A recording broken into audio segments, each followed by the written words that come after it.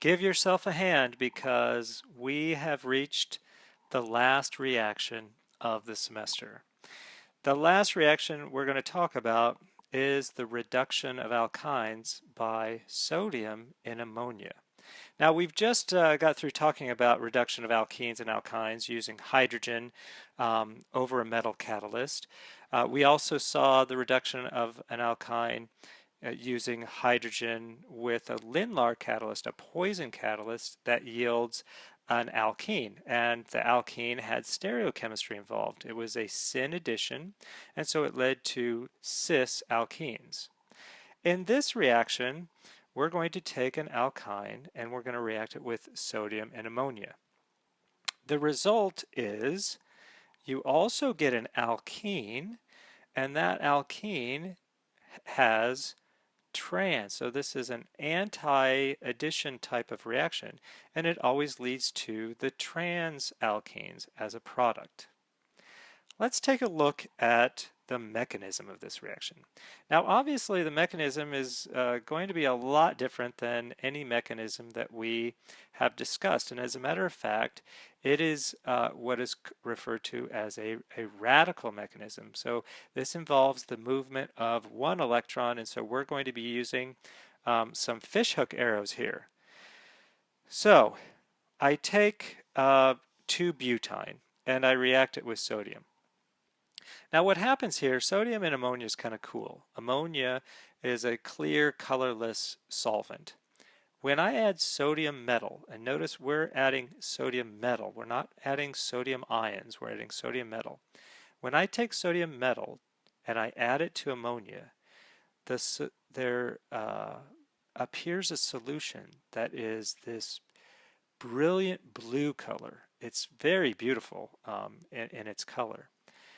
The reason for that is because that sodium metal donates its electron to the ammonium or the ammonia solvent.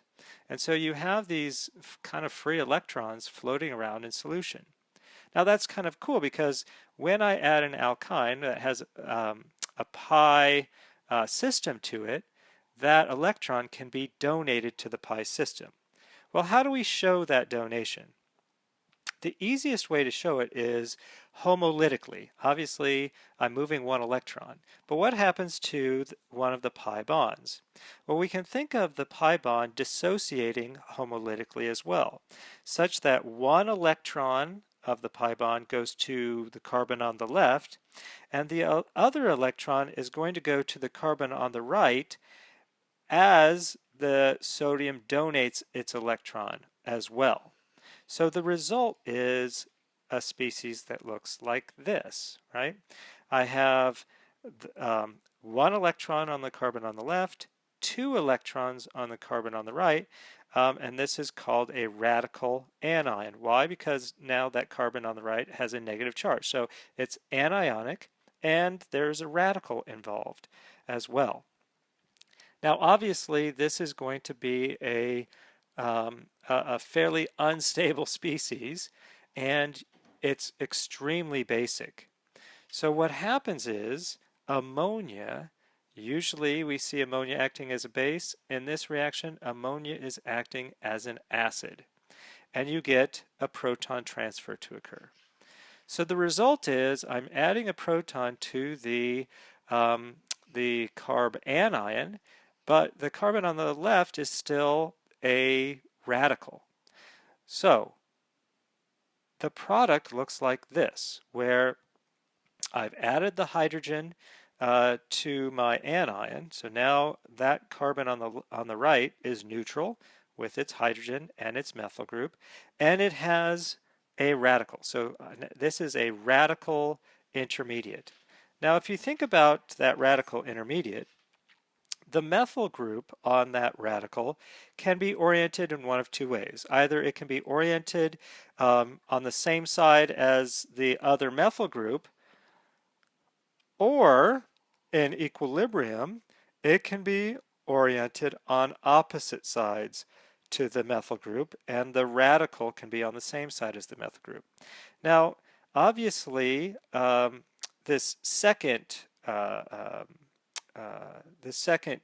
configuration is going to be the more stable configuration because the two methyl groups want to be as far apart from one another as they possibly can, right? That is why, typically speaking, trans alkenes are more stable than cis alkenes. And so this is going to dominate the equilibrium, such that now what happens is I add another electron from sodium. So the sodium donates its electron to the radical, and I end up with now an anion, right? So I went from alkyne to a radical anion. I protonated the anion to give me a radical. That radical then adds another electron from another equivalent of sodium to give me an anion, and now that anion is again strongly basic, and I'm going to protonate it using ammonia. Notice I'm forming sodium amide here. Sodium amide, very strong, still a strong base, right? So generally speaking, we tend to have to quench these reactions after they're done. But the net result is I get reduction to an alkene, and the reduction leads to trans stereochemistry. So I only get trans 2-butene in this reaction. I never get a mixture of cis and trans 2-butene. So that's an important concept to understand, right? We see that when we reduce an alkyne with Lindlar catalyst, we only get cis alkenes because the hydrogens add on the same face. When we reduce an alkyne with sodium and ammonia, we only get the trans alkene. And so for this particular example here, I take, this is, let's see, 1, 2, 3, 4, 5, 6. So this is 2-hexyne, and I reduce it with sodium and ammonia to give me trans 2-hexene.